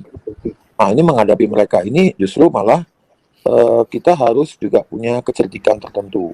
Bu Fadilah tahu itu, ya, pola pikir orang intoleran tadi gitu. Memang ini problem di kita saat ini, problem besar, karena mereka udah menyusup kemana-mana dan seakan-akan membelokkan gaya hidup di negara kita. Ini yang repot begitu. Jadi Bu Lucy pasti tahu lah ya, semua yang di room ini pasti pernah mungkin mengalami atau tahu banyak tentang hal ini. Jadi kalau menurut saya ya kita harus mengerti siapakah yang kita hadapi. Itu nomor satu. Kita harus paham. Kita nggak bisa lempar ayat ke mereka. Nggak bisa. Mereka bilang itu palsu kok. Jadi percuma kita sebutkan kutipan-kutipan Alkitab itu mereka lebih bisa didekati dengan efek logika yang mengejutkan. Jadi mereka sangat paham dengan buku mereka, tapi justru itulah titik kelemahan mereka. Karena bukunya lemah sebenarnya. Hanya banyak orang yang tidak tahu. Itu saya sering diskusi sama Bu Fadilah tentang ini, gitu loh. Jadi memang ya kita berharap dalam kasih Kristus negara kita baik-baik saja, karena lajunya orang pengikut Kristus itu sangat pesat saat ini. Haleluya. Amin. Amin. Ya, Amin. Bu Moderator, saya mau tanya kepada Abu Suci. Abu Suci. Abu Apa- Subi. Apa Bukan Abu Janda kepanjangan ya? dari- Abu Subi. Apa Pak? apa kepanjangan dari munafik? Munafik Akronimnya. itu saya nggak tahu. Silakan kepanjangan. Silakan. Kepanjangan munafik Munafik. apa? Kalau Ayo, kepanjangannya ayo, saya nggak ayo, tahu ayo. Pak Hasan. Tapi Kalau hati- dijawab dikasih apa Pak? Kalau dijawab Hah? dikasih apa? Ada take away, ada giveaway nih dari Pak Hasan nih ya. Oh ya, Teman-teman. harus. Ada yang bisa Ayo, menjawab ayo, munafik ayo, panjangan ayo, dari ayo. apa? Nah, Pak Hasan akan kasih hadiah. Ya, Ayo, yuk. take away-nya. Bakwan Ah, 10 apa? biji take Ya away-nya. enggak benar ya? Itu Apa boleh. Pak Abu? Bakwan 10 biji, satu kotak take away-nya. Gampang kan? Bakwan 10 biji tapi satunya 100 ribuan Pak. Ada loh Pak, bakwan 100 ribuan Pak. Ada yang 5 juta, dalamnya cincin emas. Oke, teman-teman banyak yang bertanya, kok Bu Lucy ikutan pakai kerudung? Ini adalah kerudung ini saya bisa katakan saya tidak ikut-ikutan seberang, tapi ini adalah tradisi kami, ya. Tradisi kami dan kami bisa katakan ada banyak buktinya. Bahkan di dalam Alkitab sendiri pun kami ada perintah untuk menggunakan tutuplah kepalamu untuk Kepalamu. kaum perempuan. 1 Korintus 11. Di 1 Korintus 11. Nah, itu saya Bu Ya, baru waktu saya pertama waktu masih lagi mencari, itu tiba-tiba saya dapetin itu, Bu. Itu akhirnya setiap ke gereja aku bawa kerudung. Laki gue dong ngapain sih? Lu nggak tahu lu di dalam Alkitab ada, tapi jangan malu. Lu gue ke GBI bawa kerudung saya. Kembali kepada pertanyaan, Mm-mm. silakan jawab Bapak Ibu. Apa Ayo, munafik? Oke, teman-teman ada yang bisa ya? Coba tolong tapping atau nggak langsung masuk. Ada hadiah dari Pak Hasan yang siap menanti. Teman-teman silakan. Hadiahnya apa dulu? Pak Boleh, Hasan Bang. jangan bakwan. Boleh masuk Mbak Lucy? Boleh. Nah, Apa Pak? makanya di yang apa kita percaya bahwa ya katakan ya, tidak katakan tidak. Itu adalah Aha. berarti bahwa kita adalah seorang yang tidak munafik, karena di abu-abu kadang-kadang orang menganggap itu sesuatu yang berada di perantara iya dan tidak. Nah, Iya. memang Ribet sama kerudung, maaf ya. Kalau terbiasa. Bukan, kerudungnya terlalu lemes. Ya, terus Pak lanjut Pak. ya, Bu Fadila ngetawain aku, maaf dulu Pak Daniel. udah kelamaan nggak pakai ya? Kan tapi tadi malam gue cakep loh, pakai loh. Oh, iya. Oh iya, semalam ya. Kan kita ada di kandang kambing, tapi tadi malam bukan kandang kambing, kita ada di kandang domba kan. Jadi itulah yang makanya seorang Kristen, seorang pengikut Kristus itu adalah seorang yang tidak munafik. Ya. Dia bisa berdiri, makanya beritakanlah di mana kamu harus memberitakan, baik itu baik atau tidak baik. Nah itulah. Nah yang saya utarakan sekarang adalah begini. Memang ada teologi umum, ada teologi kekristenan. Pada saat seorang rajin dan itu tidak berhasil, orang yang banyak kita melihat bahwa orang-orang yang di luar pengikut Kristus itu menjadi seorang yang berhasil. Itu teologi umum karena Tuhan bilang, waktu kamu rajin kamu akan berhasil. Ya kan? Waktu matahari bersinar, itu ada laut itu mengeluarkan panasnya dan akhirnya menjadi awan, itu menjadi hujan, itu teologi umum. Artinya itu tidak pernah kita bisa pungkiri. Nah, permasalahannya sekarang adalah bagaimana kita memberitakan keselamatan. Sebetulnya hanya itu. Jadi yang tadi Pak Abu Subi ceritakan, berita kita menimbulkan perdebatan. Saya adalah seseorang yang menganut kepercayaan perdebatan tidak pernah menimbulkan pertobatan. Yes, setuju. Nah, jadi Mbak Lucy juga Ayu Lucy juga ternyata setuju ya. Nah, Benar. tapi ya amanat agung itu adalah amanat di mana berita kabar baik, di mana Tuhan bilang beritakanlah itu ke seluruh penjuru dunia dan baptiskanlah orang di dalam nama Bapa, Putra dan Roh Kudus. Nah, hanya itu aja. Karena selebihnya itu adalah pekerjaan Tuhan. Tadi Pak Bu Fadila bilang Tuhan yang memilih. Terus kenapa kita harus pilih orang? Nggak ada. Berhasil atau tidak berhasil memberitakan membuat orang bertobat, itu bukan pekerjaan yang kita hasilkan. Tapi itu adalah kasih karunia Tuhan terhadap orang tersebut. Karena orang tersebut sudah dipilih, hanya kita perantaranya mengingatkan. Nggak lebih daripada itu. Sehingga pada saat orang itu berhasil bertobat karena kita beritakan firman, itu bukan pekerjaan kita. Tapi bukan penyesalan kita juga pada saat kita sudah memberitakan firman Tuhan, orang itu tidak bertobat. Karena Tuhan yang memilih. Apa kuasa kita? Nggak ada. Waktu kita menangis mendengarkan lagu-lagu pujian, itu Roh Kudus. Dari mana Roh Kudus itu? Apakah kita bisa memberikan Roh Kudus itu? Enggak. Itu Tuhan yang memberikan Roh Kudus itu kepada orang tersebut sehingga orang itu menangis. Ya kan? Tidak perlu diberitakan pun banyak orang yang sekarang saya mendengarkan di YouTube itu bertobat gara-gara mendengarkan lagu pujian. Dari mana? Ya kan? Itulah pekerjaan Tuhan, di mana Tuhan hanya satu yang sering saya dengar. Tuhan itu hanya satu keinginannya, orang selamat. Tapi dia punya beribu-ribu cara untuk menyelamatkan orang tersebut. Seperti itu. Nah, kalau tadi Mbak Lucy bilang, saya sekian tahun, Bu Fadilah sekian tahun, ya kan, akhirnya baru. Itu adalah bagaimana proses dalam penerimaan, proses dalam pengalaman pribadi kita terhadap Tuhan, sehingga kita mau menerima secara sungguh-sungguh. Menerima dalam arti merasakan kuasa Tuhan. Karena 40 tahun bangsa Israel, hanya Musa yang melihat keinginan Tuhan. Orang Israel itu hanya tahu dikasih mana, dikasih apapun, dikasih kuasa. Dia hanya tahu Tuhan melakukan ini, melakukan, tapi dia tidak tahu keinginan. Oke, baik sahabat Sema Channel. Itulah kesaksian yang boleh kita saksikan bersama-sama, kesaksian seorang murtadin yang mengalami perjumpaan pribadi dengan Injil Kristus, dan tidak mudah proses yang dia lalui ya. Banyak proses tantangan yang begitu berat dilalui, tapi kita percaya bukan manusia yang memilih Tuhan, tetapi karena Tuhanlah yang memilih kita, sehingga Tuhanlah yang ketika memegang tangan kita, dia tidak akan melepaskan kita sebagai anak-anak pilihannya, sebagai anak-anak yang adalah ahli waris kerajaan surga bersama Kristus. Nah, yang menarik sahabat Sema Channel, dari kesaksian yang begitu panjang dan sangat memberkati secara pribadi saya, semoga sahabat Sema Channel juga diberkati oleh kesaksian ini dan iman kita semakin dikuatkan. Nah, dalam kesaksian ini saya diingatkan kembali satu ayat yang dikutip oleh seorang murtadin ini, yaitu di dalam Matius pasal yang 19 ayat yang ke-29. Di sini ayatnya berbunyi seperti demikian, begini bunyi firman Tuhan. Dan setiap orang yang karena namaku meninggalkan rumahnya, saudaranya laki-laki atau saudaranya perempuan, bapak atau ibunya, anak-anak atau ladangnya akan menerima kembali 100 kali lipat dan akan memperoleh hidup yang kekal.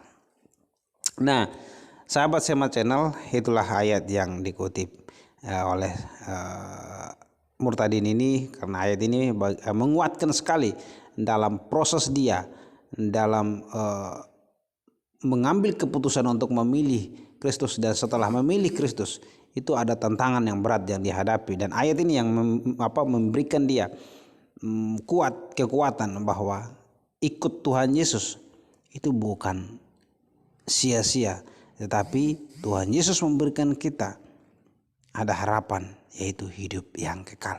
Nah, ayat ini kita tidak bisa memahami satu ayat saja ya. Saya akan bacakan sebenarnya dari konteksnya dari atas. Ini konteksnya dari atas itu kalau kita melihat di dalam Matius pasal ini, kita melihat itu konteksnya orang kaya muda yang berbicara dengan Tuhan Yesus. Jadi orang muda yang kaya ketika bertanya kepada Tuhan Yesus bahwa saya harus buat apa sehingga saya mau hidup kekal. Makanya Tuhan Yesus bilang, kamu harus lakukan mengasihi orang tua, berbuat ini itu. Tapi dia bilang mengatakan, semua saya sudah lakukan. Terus Tuhan Yesus bilang, hanya satu yang belum kamu lakukan. Kamu pergi jualkan harta milikmu dan kembali mengikuti aku. Nah, jadi percakapan ini yang membuat pemuda ini pergi dan dia tidak mau kembali. Karena apa? Dia punya harta kekayaan yang banyak. Dia tidak mau meninggalkan harta kekayaan itu. Tetapi dia tidak mau memilih untuk hidup yang kekal karena hartanya yang hatinya di hartanya gitu. Jadi dia tidak mau meninggalkan hartanya. Nah, percakapan inilah antara orang anak muda yang kaya dengan Tuhan Yesus ini didengar oleh Petrus, sehingga di dalam ayat yang ke-27 saya akan bacakan buat kita semua. Lalu Petrus menjawab dan berkata kepada Yesus, kami ini telah meninggalkan segala sesuatu dan mengikuti Engkau. Jadi apakah yang akan kami peroleh? Saya pikir wajar sekali Petrus menanyakan itu, karena posisi sekarang mereka sementara bersama-sama dengan Yesus, Tuhan Yesus, dan melayani. Sedangkan anak muda yang berbicara kepada Tuhan Yesus belum. Tapi ketika dia datang berbicara, ada pernyataan yang membuat Petrus itu bertanya, itu begini, kamu pergi jual hartamu dan kembali mengikuti aku, Tuhan Yesus, maka kamu akan memperoleh hidup yang kekal itu. Jadi Petrus bertanya, kami ini sudah mengikuti, bagaimana dengan kami? Jadi dia bertanya itu supaya Tuhan Yesus memberikan jawaban kepada dia. Kemudian Tuhan Yesus menjawab di ayat yang ke-28, kata Yesus kepada mereka, aku berkata kepadamu, sesungguhnya pada waktu penciptaan kembali, apabila anak manusia bersemayam di takhta kemuliaan, kamu yang telah mengikuti aku akan duduk juga di atas 12 takhta untuk menghakimi ke-12 suku Israel. Dan setiap orang yang karena namaku meninggalkan rumahnya, saudaranya laki-laki atau saudaranya perempuan, bapak atau ibunya, anak-anak atau ladangnya, akan menerima kembali 100 kali lipat dan akan memperoleh hidup yang kekal. Tetapi banyak orang yang terdahulu akan menjadi yang terakhir, dan yang terakhir akan menjadi yang terdahulu.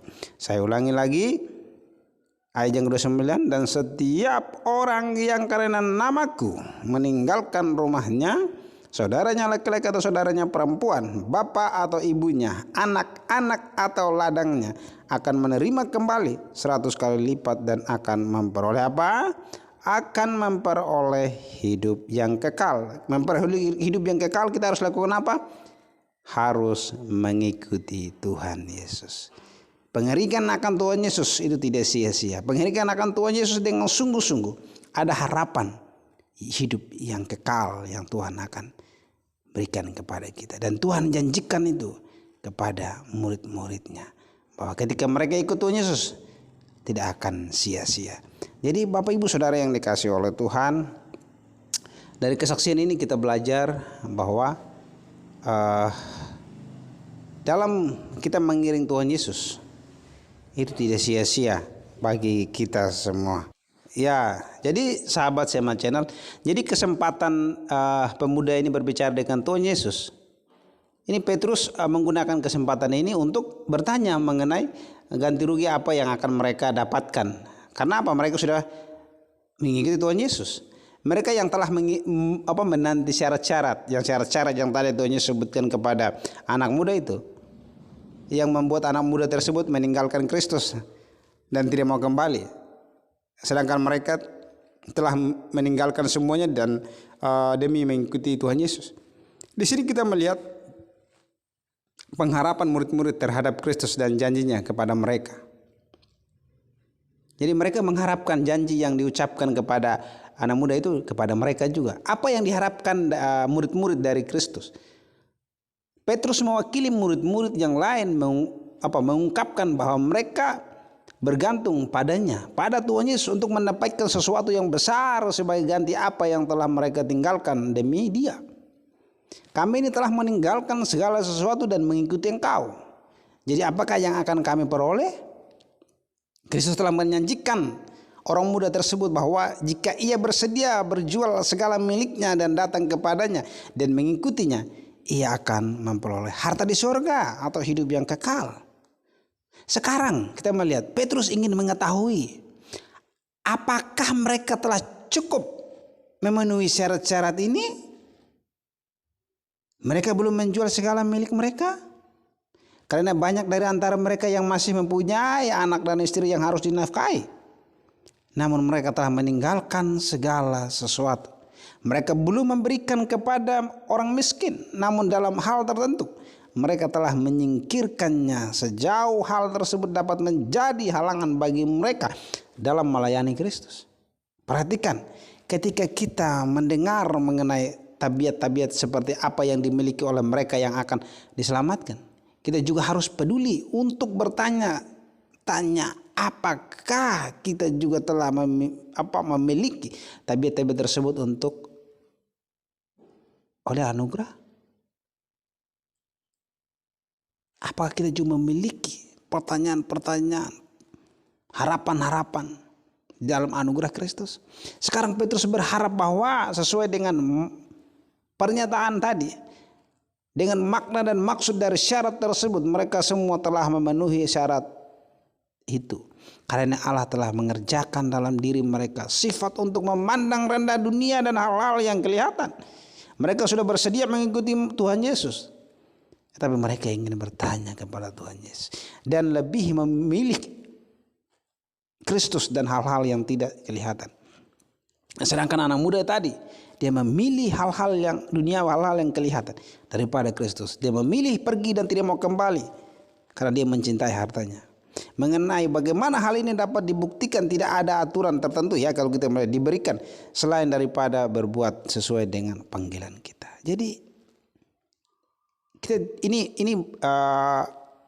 ini tidak berarti kita sebagai murid-murid apakah kita pergi jual harta milik dan meninggalkan orang tua kita, dan tidak. Tetapi ayat ini mengajarkan kita jangan mencintai dunia terlalu berlebihan.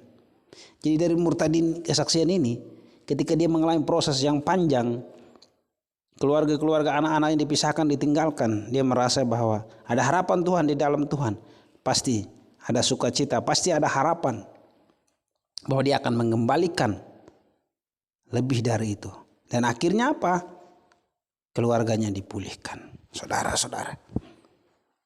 Nah, di sini Petrus bertanya, Tuhan, kata Petrus ya, kami telah meninggalkan segala sesuatu. Yang ditinggalkan mereka, kalau bagi saya yang ditinggalkan mereka sedikit saja ya, kebanding yang disyarat yang diberikan kepada pemuda, pergi jual harta miliknya dan kembali mengikuti. Sekarang kalau bagi murid-muridnya, mereka tidak begitu menjual harta miliknya, membagikan. Tapi di sini kita bisa belajar juga. Salah satu dari mereka memang berhenti dari pekerjaan sebagai pemungut cukai, tapi Petrus dan kebanyakan dari mereka hanya meninggalkan beberapa perahu dan jaring ikan. Dan hasil-hasil dari perjualan ikan itu atau dagang ikan itu ya tidak seberapa. Namun perhatikanlah bagaimana Petrus berbicara mengenai segala yang telah mereka tinggalkan, seakan-akan semua itu sangat mulia. Lihat, kami sudah meninggalkan segala sesuatu. Kalau kita baca ya, perhatikanlah, kita cenderung memanfaatkan. Bagi kita, hati-hati, perhatikan baik-baik. Kita cenderung memanfaatkan pelayanan dan penderitaan kita. kerugian dan kehilangan kita demi Kristus, dan berpikir bahwa kita telah membuatnya berutang kepada kita, membuat Kristus telah berutang kepada kita karena kita tidak mengikuti Dia dan mengorbankan semua apa yang kita punya. Tetapi Kristus tidak menegur mereka dengan hal ini, karena walaupun mereka meninggalkan sedikit milik mereka, namun hal tersebut adalah segala sesuatu bagi mereka, seperti halnya 2 peser milik si janda yang sama berharga.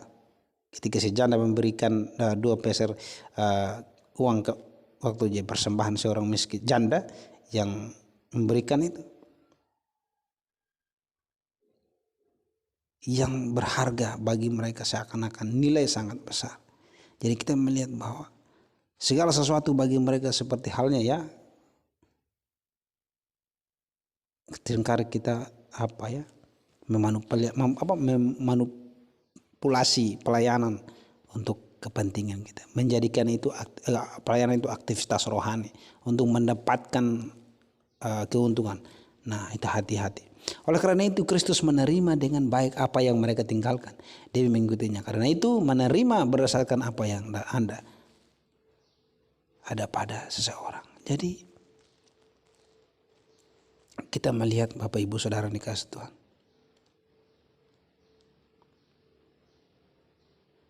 mungkin kita bertanya, apakah dengan begitu mereka boleh mengharapkan harta itu yang akan diperoleh orang muda tersebut, seandainya ia menjual semua miliknya?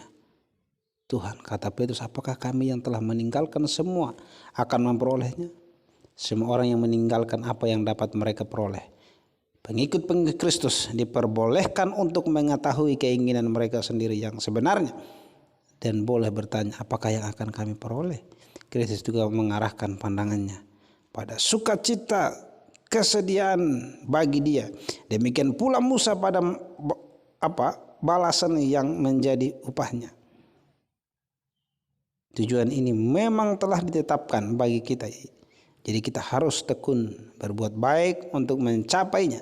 Kristus mendorong kita untuk bertanya mengenai apa yang akan kita dapatkan setelah meninggalkan segala sesuatu demi mengikuti Dia, supaya kita dapat melihat bahwa Ia tidak memanggil kita dengan membiarkan kita berprasangka yang bukan-bukan, melainkan demi kebaikan kita, seperti halnya dengan iman yang taat dan dengan mata tertuju kepada perintah-perintahnya. Kita bertanya, apakah yang harus kita perbuat? Begitu pula dengan iman yang penuh pengharapan dan percaya dengan mata yang tertuju pada Injil dan janji-janjinya. Kita bertanya, apa yang akan kita peroleh? Namun perhatikanlah, murid-muridnya telah lama meninggalkan segala milik mereka demi memusatkan diri dalam melayani Kristus. Namun sebelum ini mereka tidak pernah bertanya, apakah yang akan kami peroleh? Walaupun belum ada tanda yang jelas mengenai keuntungan yang akan mereka peroleh, mereka sangat yakin akan kebaikannya, sehingga mereka sadar tidak ingin kehilangan Dia pada akhirnya. Oleh karena itu mereka menyerahkan diri mereka kepadanya dengan keyakinan bahwa Ia akan menggantikan kerugian-kerugian mereka. Mereka hanya memikirkan pekerjaan mereka dan tidak bertanya mengenai upah mereka. Perhatikan, kita menghormati Kristus bila kita percaya kepadanya, melayani dan tidak tawar-tawar dengannya. Sekarang orang-orang muda itu telah meninggalkan Kristus dan kembali kepada hartanya, bendanya, dan kini tiba saatnya bagi mereka untuk mempertimbangkan jalan mana yang harus mereka tempuh dan apa yang harus mereka percaya. Ketika kita melihat apa yang diperoleh orang-orang munafik, orang-orang murtad, seharusnya kita juga mempertimbangkan melalui anugerah keuntungan apa yang kita harapkan, bukan melainkan melalui ketulusan dan ketekunan kita. Dengan demikian kita akan melihat lebih banyak alasan untuk merasa kasihan terhadap mereka yang kaya dan bukannya merasa iri dengan mereka. Oke.